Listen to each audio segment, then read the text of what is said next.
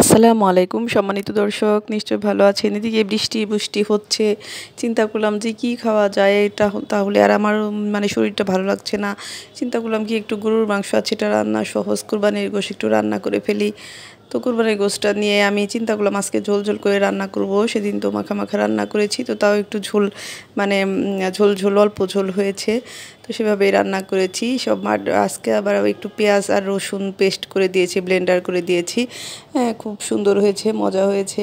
তো ছোট ছোট টুকরা করে নিলাম।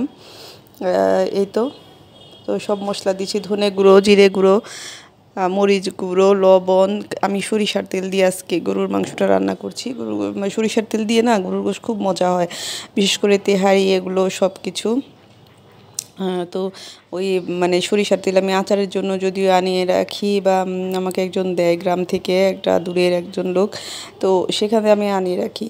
তো সেই আচারে হ্যাঁ তেল দিয়ে, সরিষার তেল দিয়ে আমি আনিয়ে রেখেছি, বা ভর্তা খাওয়ার জন্য ওখান থেকে আমি গরুর মাংস দিয়ে রান্না করলাম। হ্যাঁ, এটা বাসায় থাকে গরুর আসলে প্রায় অনেক। তো এই যে ব্লেন্ড করে নিয়েছি পেঁয়াজ রসুন, হ্যাঁ সেটা আর কি আমি একটু পানি দিয়ে দিয়েছি, আর আদা পেস্ট, হ্যাঁ এগুলো সব দিয়েছি। এগুলো সব দিয়ে একবারে মশলা দিয়ে, তার গরম মশলা এগুলো তো দিতেই হবে, তেজপাতা, তারপর লবঙ্গ, গোলমরিচ, এলাচি, দারুচিনি এগুলো তো আছেই। যাই হোক, এই তো এভাবে এখন একটু বসিয়ে দিলাম, কম আঁচে বসিয়ে দিয়েছি, তারপরেও দেখি লেগে গিয়েছিল।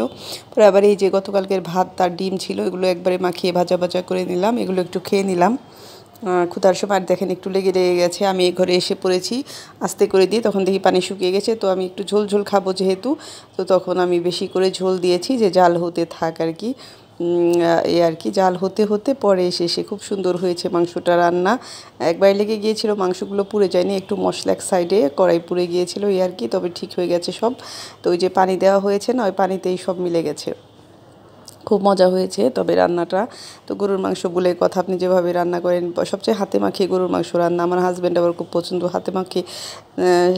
মানে আমি তার পছন্দ যেভাবে, সেভাবে আমি সব সময় সেটাই আমি করার চেষ্টা করি আর কি। এই যে গরুর মাংসটা কিন্তু আমার হয়ে গেছে একদম, দেখেন একদম। আরও ঝোল ঝোল রাখতে চেয়েছিলাম, কিন্তু এতটুকু ঝোল আমি মানে জাল দিয়ে এসেছি, এতটুকু হয়েছে। তো এটা আমার মনের মতো হয়েছে। একটু ধনে জিরে গুঁড়ো দিয়ে, ভাজা জিরের গুঁড়ো দিয়ে আমি রেখে দেবো এই কড়াইতেই, যখন খাবো তখন আর কি নিয়ে খাবো এই আর কি।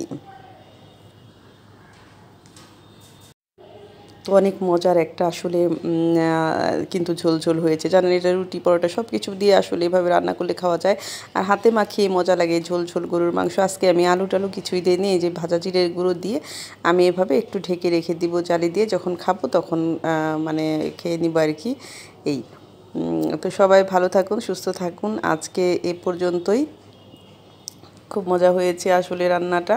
এভাবে আসলে রান্না করলে দেখেন, দেখেই বোঝা যাচ্ছে তাই না, কালার একদম সব কিছু, মরিচের ঝাল, গরুর মাংস ঝাল না হলে ভালো লাগে না। সবাই ভালো থাকুন, আল্লাহ হাফিজ, আমাদের জন্য দোয়া করবেন।